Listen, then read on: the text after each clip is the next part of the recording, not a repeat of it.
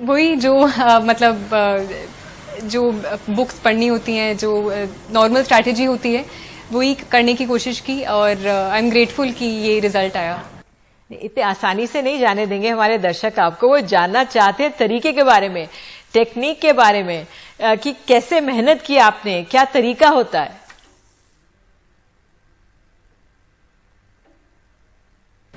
I think सबसे जो शुरू में और धीरे धीरे बाद में जो थोड़ी चेंज होता है तैयारी में, वो यही होता है कि शुरू में बहुत सारा मटेरियल होता है, पता नहीं होता है कि क्या करना है क्या नहीं करना है।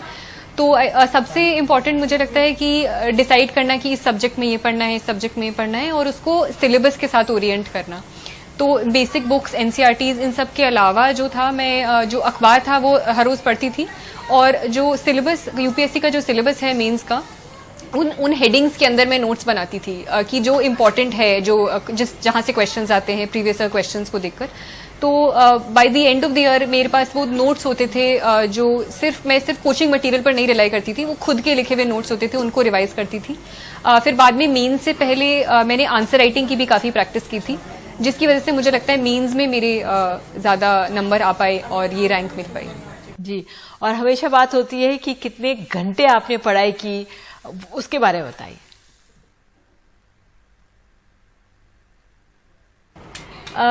घंटे तो ऐसे कभी मैंने काउंट नहीं किए, पर मेन से पहले वो काफी ज्यादा हो जाता था कि मतलब मेनली पढ़ ही रहे होते थे, बीच में बस थोड़ा खाने के लिए गए, थोड़ा सा छोटा सा ब्रेक लिया।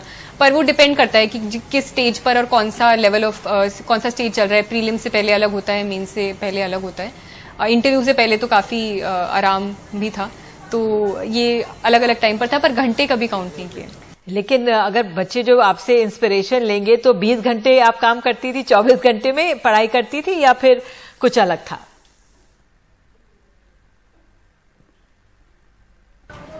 नहीं, पर हाँ, नहीं, पर ऐसा तो बिल्कुल भी नहीं था। मतलब मैं पर्सनली तो मैं ब्रेक्स भी काफी ही लेती थी, तो ऐसा तो नहीं था। और आई थिंक ज्यादा इंपॉर्टेंट होता है घंटों से ज्यादा, क्योंकि कई बार आप 5 घंटे बैठे हुए होते हो, पर प्रोडक्टिविटी 1 घंटे की भी नहीं होती है उसके अंदर।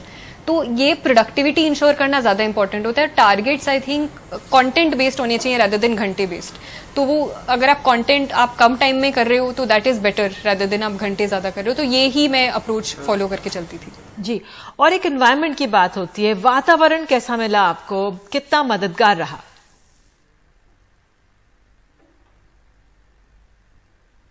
हाँ, इन्वायरमेंट आई थिंक मेरे पेरेंट्स तो सपोर्टिव थे ही, साथ साथ में मेरे फ्रेंड्स भी थे जो मेरे साथ तैयारी कर रहे थे। आई थिंक वो काफी इंपॉर्टेंट था, क्योंकि अगर एक नीचे होता था तो दूसरा थोड़ा ऊपर कर देता था। तो वो वाली चीजें आई थिंक इन्वायरमेंट मुझे हेल्प किया, और मेरे फ्रेंड्स ने भी मुझे हेल्प किया, जो हम साथ में स्टडी डिस्कशंस करते थे।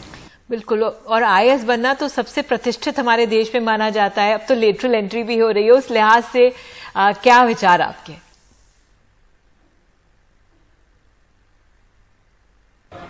आई थिंक किसी भी इंस्टीट्यूशन में वो रहता है, पॉजिटिव्स रहते हैं, नेगेटिव्स रहते हैं, but there is a reason why it's called the steel frame of India.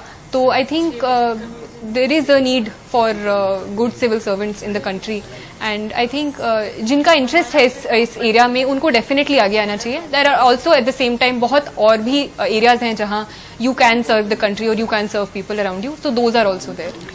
आखिरी सवाल, आपके लिए इंस्पिरेशनल फिगर्स कौन रहे?